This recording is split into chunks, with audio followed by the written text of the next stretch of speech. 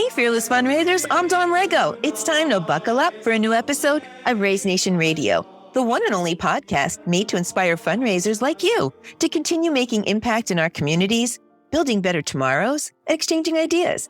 So whether you're a trailblazer or seasoned pro, you'll pick up the trends that transform your fundraising.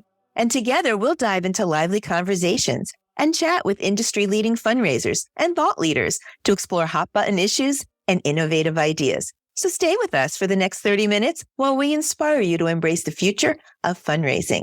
All right, let's get going. I am super excited about this very, very special end of the year holiday episode here at Raise Nation Radio.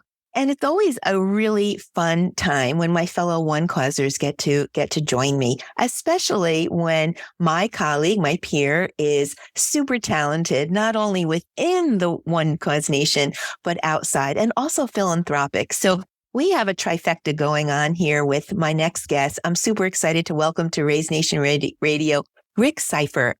Hi, Rick. How are you? Thanks for joining today. I know you're super busy, but so good to have you. I am so excited to be with you. I have been a fan of Raise Nation Radio, and I really love what you guys are doing. And I'm thrilled to be on with you. So I'm so glad I didn't butcher your last name. You'd think after knowing you for 13 years, I'd get it right. But every time I have to say it, I've got to ask you how to pronounce it. So names are hard. I get it. Yeah, I got through that one. So anyway, our audience would love to get to know you. We're going to dive into a lot of what you do outside of OneCause today, because it's just super special. Hopefully our audience heard that our intro music was just a little bit different today. We're going to explain why, but let's start with what you do inside OneCause. Maybe take us through that journey, because where you were when I first met you to where you are now is a little bit different. So give us that history. Yeah. So it's actually kind of an interesting tale for how I got involved with a choral group. So I'm with a group, Castlewood Singers. Castlewood Singers was actually established in 1985. So the group as a whole has been around for a long time. And they kind of started as a really small community group. They wanted to do madrigal musicals and madrigal dinners. And they had, the costumes, they had the boar's head, they had the whole 9 yards. And it was a lot of fun, but I was not a part of the group at that time. And I got involved with them by being a part of a church choral group. And two of the members of my church were members of Castlewood. And they were like, hey, you might want to consider auditioning for the group and coming in. And I had never auditioned for a group. In fact, being an adult singer, that was the first time I'd ever done it, is in a church choir. Didn't sing in high school or college or anything. And did audition for the group and did squeak by, got in. And that was kind of the beginning. That was in 2003. And so at that point, then I wanted to go ahead and stay involved. Wait, that's almost 20 years ago. I know. Okay. I can't believe that time has actually gone by that quick. I mean, that's a long time. So, and at the time that I joined the group, they were just stepping away from the whole madrigal musical group stuff. And we were beginning to branch out and do, a really eclectic blend of music. We were doing everything from jazz to show tunes to sacred music. And that really kind of became what we got involved with. And then on top of that, we also liked to travel as a group. So we got to do a lot of travel, and we'll talk a little bit more about that too. But in 2003, we actually did a trip to Germany and Austria. Actually, the trip was 4, and that was kind of my entree into Castlewood. But over the years, we kind of continued to grow. And about 6 years ago, I became president of the organization. So we are a 501c3 organization. And we started trying to look at, how do we fund what we do? How do we continue to do the good things that we want to do? How do we tweak our mission? How do we tweak, being good stewards of the community? And so 6 years ago, when I became the president, we started working on, new missions, new visions, and things like that. And that's really been kind of a part now of Castlewood's mission and vision that, our current vision is that we provide high quality music that inspires our community, our listeners, and our performers. So not only do we want to inspire the community and do good and give back, we want to be, engaging and have, high quality performances. So that's kind of the quick synopsis of Wow. what we do and how I got involved with them and kind of what we're doing now. And so that's how we got involved with OneCause. Obviously, I work for the company. So, hey, we might need to raise some money. You might need to sell some tickets. I think I know somebody who might be able to help us with that. Yeah. Okay. So there's so many questions I have going. So everybody has to audition, right? There's an audition process for everyone. Yeah. Wow. So it's an audition only group. We've kind of upped our game a little bit. When we started, we were a community choir, and then it was always kind of an audition process. But we've kind of increased our quality enough that we are actually classified as a semi-professional choir now, because we do our performances. We're paid to do our performances. And we also do performances where we sell tickets. So even though none of us get paid, we do get paid for our individual performances. And that's what helps fund things like, Sure. What causes we want to help fund, what do we want to do in terms of offsetting travel costs for some of our members and things like that. So it's all volunteer based. Yeah, it's all volunteer based, except for our director and our accompanist. We do pay them to perform with us and help us lead the group. Wow. And how many are, so it's called Castlewood Singers. Is that right? Yep. Castlewood Singers. Yep. Okay. And just like you would spell Castlewood, right? I got that right. Okay. Yep. Exactly. Okay. And there's 40 members of us now. 40. Yeah. 40. There's a lot of When us. I first met and heard about Castlewood Singers, and we'll talk why I know a little bit, about your journey in a sec, but I thought it was a quartet. For some reason, I got the 4. I didn't get the 0. I didn't get the second digit there. There's 40 of you. That's a lot. That's a lot of volunteering. That's a lot of travel. That's a lot of expenses. Yep. And it was a lot of coordination through the pandemic too. Ooh. One of the things that we had to be worried about in 2020 was you've got a group of 40 people getting together to sing, and there's nothing that spreads airborne particulates quite like getting together in a closed room and singing. Yeah. So we had to navigate that journey as well. And how do we continue to fundraise? How do we continue to keep our artistic director paid? How do we continue to keep our accompanist paid? And they're fantastic people. But they were obviously willing to work with us, but we have, ongoing expenses we had to maintain too. So, helping keep our doors open was a part of that too. So our artistic director, Scott Bradford, is phenomenal. Hey, Scott, a big shout out to Scott Bradford, you said, right? Yep. Yeah. Scott Bradford. Okay. He is phenomenal. He is he's involved in Indiana Music Association as well. So music is his life. He's also former choral director and band director for Greenwood schools. I'm sorry, not Greenwood, Center Grove schools here in Indianapolis area. And our accompanist, Sue Dykes, is really... Sue. Shout out to Sue. She keeps us glued together. And it's hard to...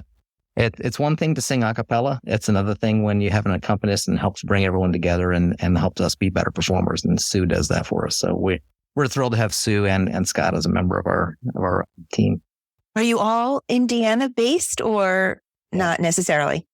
Yeah, pretty much all of us are Indiana based. Some of us are approaching the age where we're doing some snowbirds and things like that. But we do keep everyone pretty much in the Indianapolis area. So how do you bring in new members when one retires or needs to leave for some personal, does that 40 core stay together? Yeah. So a lot of it comes down to balance and retirements and people moving. We do have folks who take new jobs, move out. We had a fantastic tenor who was with us and got a fantastic job up in the Fort Wayne area, and that's a little bit long to commute down to Indianapolis. So he had to leave. So that opens a tenor spot. So we do generally have running auditions with the core group, and we have kind of a waiting list now of folks who say, hey, if you get an opening, I'd love to come in. But a lot of it comes down to balance and the balance of the parts. And Scott helps us maintain that balance and says, hey, would like to either keep, an individual balance between sopranos, altos, tenors, and basses, or then look at it and say, hey, I'd really rather increase some tenor sound. So yeah, it makes a big difference for how the balance and ongoing running auditions and being able to have a good balance makes all that possible. Wow. So now you travel all over the world. Yeah. How many times a year do you travel, and where have you gone? Who have you performed for? It's all incredible. And that's a lot of coordination and funding and maybe personal, dipping into your personal pocketbooks. Yeah. Tell us all about that and where you've been, highlight some of your top performances that you can recall over 20 years. Yeah. So, like I mentioned, in 2004, we did do a trip, and we toured for like a week and a half, almost 2 weeks, to Austria and Germany. And that was coordinated. Luckily, one of our members was a travel agent, and she was able to help coordinate that for us. So she put us together a tour in Austria and Germany, and that was a lot of fun. We typically try to travel about every 3 years. So we don't do it very often, but when we do, we try to make it meaningful. And we're alternating between outside U.S. travel and inside U.S. travel. So we've done some choral collaboration stuff. We have had the group sing with other choirs at Carnegie Hall. So we've actually been to Carnegie Hall and sung. We went to the Biltmore in North Carolina and sang there for a Christmas program one year. Our two most recent trips that we have done is that we went to New Orleans about 4 years ago and sang gospel music in New Orleans. And that was really an exciting trip for us. We didn't really know how well we would be received as a choral group from Indianapolis going down to New Orleans and singing. Oh, beautiful. Music. But it was fantastic. Again, I mentioned that we've sung a lot of different styles of music. Sacred and gospel is one of the things that a lot of our members really enjoy singing. So that was a great opportunity for them to go to New Orleans and sing with some really phenomenal churches. Most recently, we went to Portugal and Spain. We did that in June. That one that was scheduled for quite a while, and we just kept having to push it back, unfortunately, due to restrictions on travel and the pandemic. So we kept pushing that back, but we were able to pull it off this year. Oh, fantastic. Went to Spain and Portugal, and that was a 2-week trip, and we sang at 3 amazing basilicas and cathedrals. And so the music that we shared today, one of the pieces is a recording that we did in the San Cayetano Basilica in Madrid, Spain. So that was really a phenomenal trip for us to do. And you're right, it does take some fundraising. It takes a lot of coordination. We worked with some great groups to help us coordinate that. And we also had to do some planning with the group to say, we're going to spread payments out for you so you can make contributions and use that to help fund your travel. And then again, by fundraising individually, we were able to offset some of the costs for the travelers a little bit as well. Well, we're going to get to the fundraising in just a moment, but I've had the pleasure of hearing a lot of your work, and I think we've whet the appetites of the Raise Nation audience. So we're going to break to just hear a little bit. If you didn't catch it in the intro, we just want to go back and play a little bit for you because it really, really is special. So coming right up now, a little excerpt from, I believe it's Spain, Castlewood Singers.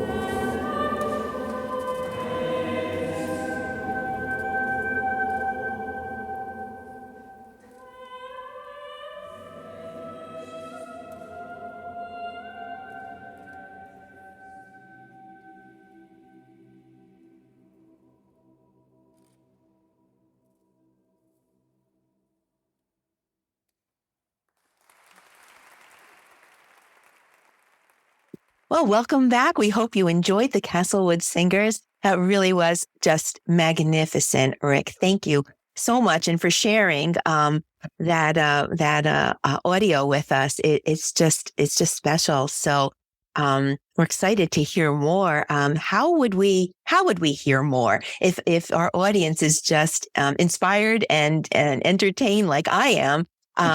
You do have a website, so how do we find you, first of all, and what are some of your upcoming performances? Great. So we're at castlewoodSingers.org. And on our site, we've got some pictures from our trip. So you can see some of the pictures of the trip that we took to Spain and Portugal. And then we've also got on there a choral piece that we did during the pandemic. It was a virtual choral performance that we did, and that's available on YouTube. So we've got a YouTube channel out there. Not a whole lot of content yet. We're still working on building all that. It's really challenging to handle a lot of the licensing issues that go with getting music on YouTube. So that was a learning point for us when we did our virtual choir performance. But we do have one out there, and that's a really nice. It's a beautiful piece. It's Let There Be Peace on Earth, and that song's available on YouTube to watch. We've got a lot of upcoming performances in Indianapolis over this December season. We have, by word of mouth, been doing a lot more requests to be out in the community. And so we are going to be performing quite a bit. We're singing down at the Conrad Hotel for some groups a couple times this month. We're singing. It's a beautiful venue. Yeah, we're singing at Cake Bake, which is a fantastic little restaurant in Carmel, and we're doing some performances for them. And we're performing at Chris Kindle Market here in Carmel as well, doing 2 or 3 performances there. So we're kind of doing a lot of different things this December and kind of spreading the holiday cheer. Is Cake Bake the bakery that's right behind in that little courtyard behind the Hotel Carmichael? Yes. Yeah, good. I got the right one. Yep. Yeah, it's a beautiful. Jersey girl knows her Carmel, Indiana. Wow. So how does somebody request or book or get to see you? I guess some of these performances, there are tickets associated with them. Where do you get tickets? How do they request Castlewood Singers? Tell us all that good stuff. Yep. So anyone can always send an email to info@Castlewood Singers, and that's really the best way to kind of get a hold of us to talk about bookings and things like that. We also, for these performances in December, a lot of these are booked to gigs. So unfortunately, we're not selling tickets to a lot of those, but some of them are open to the community. And so these are free performances for the community if you wanted to come out to Cake Bake. And we'll have those performances listed on a website of upcoming performances. We've got an outside performance that we do before we go into Cake Bake and sing carols inside. So there's time you can stand out and just listen to the choir sing Christmas carols. And Chris Kindle Market is also a phenomenal venue, free for the community to attend and hear. And there's a lot of great performers that go to that market as well. And so not only will Castlewood be there, but there's a lot of other groups that do fantastic Christmas music there too. Wow, it's just magnificent. In the little excerpts that we can do here on Raise Nation Radio, I don't know that you can fully appreciate the impact and to see the 40 singers in a very classic attire. And it's just moving. It's an experience. It's not just a song. It's really an experience that you have to have once in your lifetime. Yeah. So, and it's funny you say experience because, our tagline for many years was Experience Castlewood. We wanted to make people actually understood, that coming to a performance, seeing a live choral performance and having people engage with you in song really makes a big difference. So, Experience Castlewood was our tagline for many years. And now our new tagline as we progress, we're like touching lives through music is what we really want to do. And so that's part of, who we are. And we do want to give back to not only the community, but, to our members and make a difference. So both taglines are very fitting, which leads me to the philanthropic side of Castlewood Singers. I first learned about what you do outside of OneCause, which we have to get to that too, what you do inside of OneCause. But I first learned because I'm involved in some of our programs here for our corporate social responsibility. We have a program called Kickstart Your Cause, where every employee, all 300 plus of us, has a benefit, an employee benefit if we're aligned to a particular mission for whatever reason, don't even need to give a reason, we are able to sponsor a nonprofit to get our software, to secure our software at no cost. And so you elected to use your benefit, your employee benefit, and apply to gift Castlewood Singers the software. And I believe you've been using it because you do need to fundraise. So let's talk a little more about your mission and your vision and how you do to touch lives through music and to deliver that experience. And how have you been able to, what did it mean to you to have that employee benefit that you could directly impact something that you're so involved with outside of OneCause? Yeah, that was really for Castlewood Singers. Again, we're not a big group. We don't have a lot of money to put towards, software and fundraising type activities. So when OneCause comes up with a program and says, hey, employee OneCause, if you have an organization that you would like to support with our software, and of course, working for the company for 11 years, I know what the software can do. I've seen it firsthand. I've been with you on events at we sure have a fundraiser, and that's right. We know what it will do. And so being able to take advantage of something like that with OneCause to say, hey, Castlewood Singers, I have the ability for us to have software that not only can we help ourselves, we can help other groups that we're aligned with. We can sell tickets as well at the door. We sell them in advance. Let's use our OneCause software to track those purchases. Let's talk about, being able to fundraise not only for Castlewood, but, if it's the Rise Learning School here in Indianapolis, or whether it's our Dentist Day Foundation group that we work with, whoever we choose to work with for that year to help with additional fundraising, we can use OneCause software to help make a difference in all of those organizations. So is that what you do each year? Do you align with a different mission and donate a portion of what you raise to that mission, or how does that all work? Yeah. So in this most recent year, one of the things that we did is we aligned with a group, and it was the Rise Learning Center here in Indianapolis. And they help special needs children receive education. And so one of the things that we did is our artistic director, again, Scott Bradford, knows so many people in the arts community and in the education community as well. And so we generally try to align every year with an organization who we want to help as well, through our music, through the tickets that we sell, through the money that we raise. We want to help give back to other organizations. So we generally try to align with an organization that we know is deserving. We love their mission. We love what they do. And so we were able to, in like this most recent year, we helped the Rise Learning Center raise a little over $1,000 just in ticket sales and additional donations from people who came to our performance and saw more about their mission, what they do, and were able to make donations to help them. And we used OneCause giving software to also make that possible. So they can come in and I've set up an online giving center for donations, and we can kind of move out, who we are supporting at that time.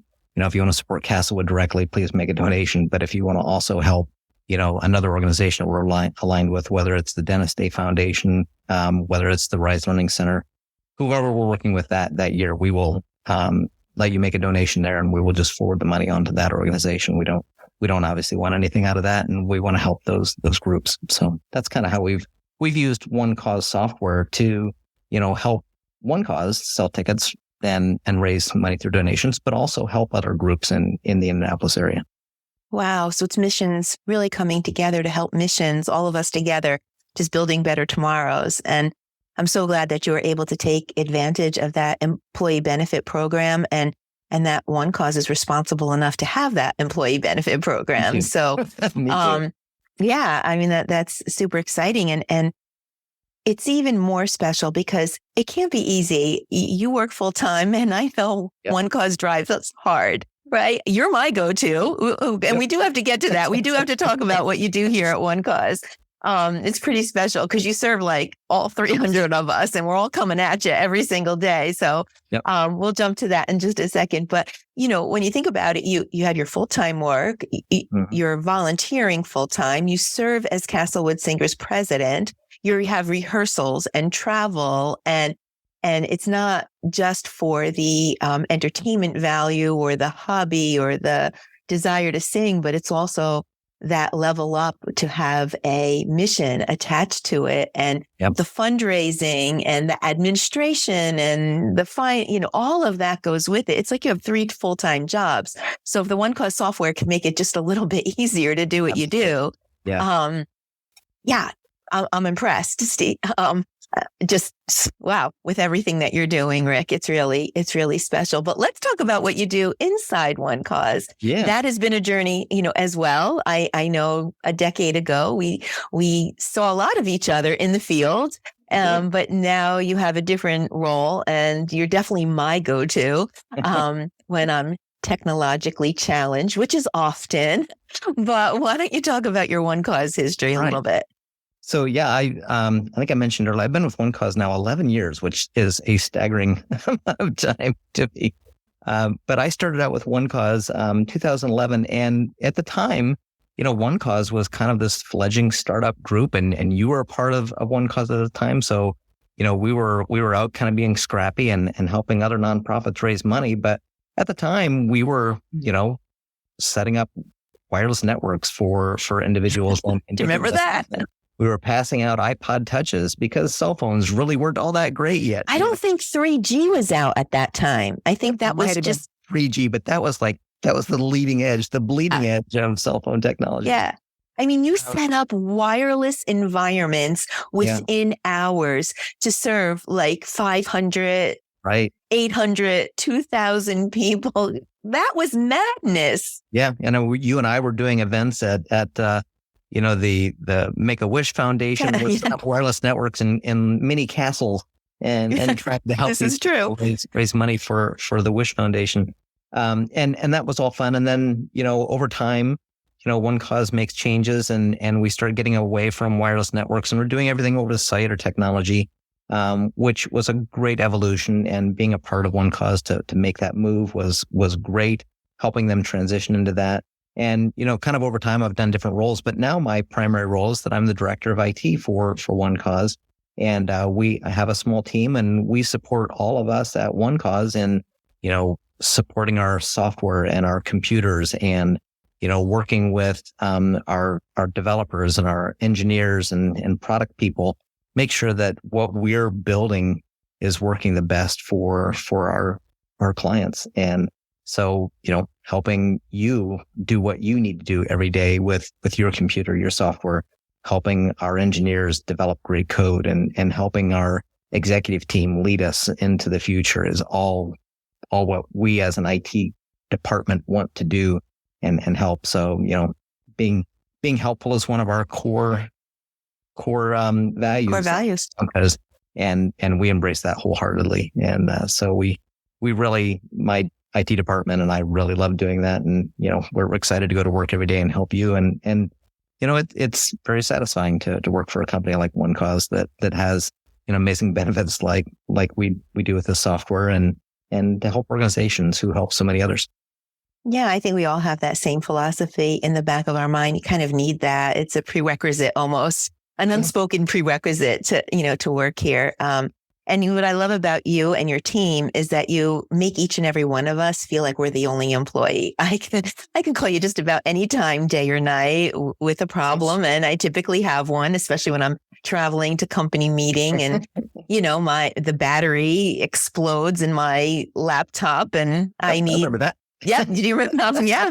And within hours, I'm completely set up with something new and back to, what I need to do. And you make me feel like I'm the only employee. And there's a lot of us and you support each and every one of us. But I also want to talk about a very difficult, challenging and special time. And I know our CEO, Steve Johns, would be disappointed in me if I didn't mention this, but you were very instrumental in helping our company move to a and in person. Well, we have distributed workforces to begin with. Pre-pandemic, we always had our home-based office, and of course we had distributed workforces. So that's challenging enough. But then pandemic hits, and you had to flip us over and keep us running because we needed to keep the missions that we're serving running. And then you had to flip us back to get us post-pandemic. And I know that meant a lot to our CEO. So do you want to just talk about that a little bit and what you did and how you did it and how it was also seamless and flawless? Yeah, you're right. That was a very, very challenging time. We all got hit so quick with how rapid things changed. And that was really the challenging part of it, right? That what we had to do in about a week to 2 week period was to say, all right, OneCause Nation, everyone pick up your laptop, pick up your stuff, go home. And we had a fairly significant size office here in Indianapolis. We had, well over 100 people coming to the office and working. There were some things that were set up initially, as an organization that made that transition really quick and easy. We had been working for quite a few years to put everyone on laptops as opposed to desktop machines. So everyone was portable so they could travel anyway. And that was kind of the key that made the transition really easy. But also we had made some transitions software wise to try to keep everything on, not only we as a company did software as a service, but we were beginning to subscribe and use so many more software as a service tools like, Microsoft Office and being able to work in Slack and communicate quickly and seamlessly. So it was pretty easy within a 1 week time period to work with everyone to say, go home, take your equipment, do what you need to do there. And so we made that transition quickly. And then anything that was left at the office, we did a quick transition to make sure that any of the tools that we had in the office, we could put in the cloud as well. And so I and the IT team worked pretty quick to make that available. And then it was also not only do you have to get your computer home, but we're not going to be in the office for a while. And maybe you need a desk chair. Maybe you need a standing desk. That's right. Maybe you need, pens and paper and an office chair, all the things that we have in the office. So we created an inventory tracking system, and we made sure that people could come back and in a responsible manner, come in, get what they needed to take home and work and then do that for, quite a few months and then slowly transitioning back and into kind of a co-work space environment. So we've still kind of stayed as a remote first workforce, and we have employees over 30 states in the country. So we were already kind of being a remote organization, but then to say, hey, every, 130, 140 employees, I forget exactly how many right now, in the Indianapolis area, you can work from home too, but you can also have a co-work space here if you want to have meetings, if you want to come in and use a big Zoom room, or you want to use, a meeting space to get your department together, whether we do our quarterly updates or whatever it is, we want to have an environment to do that. So we've been able to keep that same methodology of keeping people safe on networks, keeping your computers up to date, keeping virus protection and malware, all the stuff that goes into being safe at home. We've worked to keep all that up to date so that you can work at home. You can still do what you need to do, and be safe doing so. Yeah, you do talk about it so in such a nonchalant way, but it is super complex. It really is.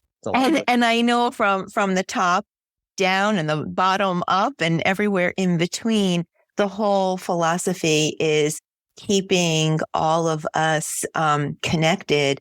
Right. I think we got thousands and thousands of phone calls when that pandemic first hit, and it was how can you help us so that we can help all of the missions that we serve. That's always we always go back to that, keeping us in a good place so that we can keep our missions in a good place, our nonprofit partners. Super support running, right? So when these nonprofits have problems, they need to call in for support. We've got an award-winning support group that we were able that's right. to keep on the phones, keep them answering all the questions that need to be answered, and keep our missions that work with us, keep them continuing to fundraise.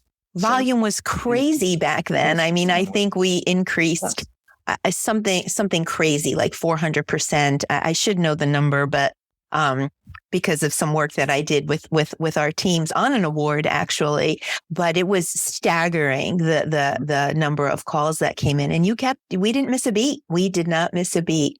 And that's thanks to you and your team. So if I didn't thank you, I should thank you now. Thank you. My pleasure. Absolutely my pleasure. Well, let's go back to Castlewood Singers. And what is your role outside of being president? Are you a tenor, an alto, a soprano? What role do you play with your musical? Is it an instrument? Do you call your voice a musical instrument? We are musicians. Okay. We're vocalists. So I sing tenor in the group. It was kind of interesting because I came to the group from singing bass in the choir and then moved into tenor to sing with this group. And that's where I've stayed. I've sung tenor with them, and really enjoy that role. But love singing with the baritones and the basses again when I get the opportunity. It's a real comfortable range for me. So I really enjoy singing with the group in that capacity. And then, like you mentioned, I'm also the president of the group and help lead our board meetings and do all the things that other people do with other nonprofit organizations to keep it up and going. Plus, you travel with OneCause and you have a family, and you have to get messages from Dawn on a Saturday morning and somehow respond to her. It's crazy. Yeah. So it's a lot of fun, and I do love singing with a group, and I can't imagine not doing it. I mean, it is a lot of time that we put in. It's doing practice at home. It's maybe sitting down and last night, I'm getting ready for our upcoming concerts, and I had to put, 40 to 50 musical pieces in alphabetical order so that when our Scott calls out, hey, we're going to sing the first Noel, I know exactly where that is in my book, and I can flip over to that if it's not memorized and be able to get that ready to go and, get music ready to turn back in from, our latest performances and things like that. Our librarians do an amazing job keeping all the music in place. And so there's a lot of volunteers to helping, Castlewood do what we do. We're a small organization, so it takes librarians, it takes secretaries, it takes, the folks who do the performance committee and make sure that we've got all of our upcoming performances planned and what are we thinking about in 2024 and, looking that far. So it's a marketing committee. I've got a marketing committee that we work with, and, we do all the things that other organizations do. We just do that on a part-time basis and try to keep the wheels. Part-time sounds full-time to me. Keep the wheels on the bus, so to speak. Well, I applaud what you're doing and thank you for what you're doing. I mean, you all have a passion for music. You're using your musical instruments or your voices. I get that from Ariana Grande. She always calls her voice her musical instrument. So I got that from her. But you are also pursuing this passion, with a purpose. And thank you for what you do to help build those better tomorrows. I'm specially touched because this year you're aligned with a group that supports individuals, on the autism spectrum or have special needs. That touches me, very personally. So thank you. And to all of the Castlewood Singers who are involved, sharing their music with the communities and helping to really build better tomorrows while they're on that journey. Please extend my thanks to them. We appreciate that very much, Dawn. It's beautiful. I think we have a special finale after we close this show. So stay tuned to listen to a little bit more from Castlewood Singers. You can find them on castlewoodsingers.org, as Rick mentioned earlier. And it's really very special. So if you're in the Indiana area, you want to hit that website and find out about some upcoming performances and be sure to check them out. I need to fly in one day and talk to Kelly and Carrie and be like, okay, I think I need to work from the office on these particular dates. Exactly. And be sure to catch a performance. Well, Fearless Fundraisers, that's about all we have time for today. Thank you for listening. We hope you enjoyed today's very special Raise Nation topic and your daily dose of fundraising inspiration. Tune in for a new episode release every Thursday at 12:30 p.m. Eastern Time. That's Thursdays, 12:30 p.m. Eastern Time. But in the meantime, listen to all the episodes on Raise Nation Radio. Follow the channel that you like best so that you can get those notifications about our new guests. Fundraisers are doing amazing things. to build better tomorrows for our communities. The stories are awe-inspiring. You won't want to miss a single episode. I would like to thank our sponsor, OneCause, for making this episode possible. OneCause is driving the future of fundraising with easy-to-use software solutions that help nonprofits connect with their donors. Check it out at onecause.com. Visit the resource tab on the homepage for a broad catalog of ebooks and blogs and infographics and Raise Nation Radio podcasts that hopefully you'll find very helpful. A huge shout out and thanks to my guest, my colleague, my friend, Rick Seifert, for sharing a very expert and authentic voice and audio files from Castlewood Singers. Rick, thank you so much for being with us today. So enjoyed our conversation. Any last words of inspiration? Really, all I can say is that, OneCause as an organization and Castlewood Singers, we want to touch lives and make a difference. And so we know that we can do these things together. We know that this is the time of the year where we're all thinking about giving and giving back, and we really want to, inspire people to do that. So thank you, Dawn. Oh, so special and in every way. Well, that is a wrap. Stay tuned for a little bit more from Castlewood Singers. Until next time, I'm Dawn Lego. This is Raise Nation Radio. You stay fearless out there.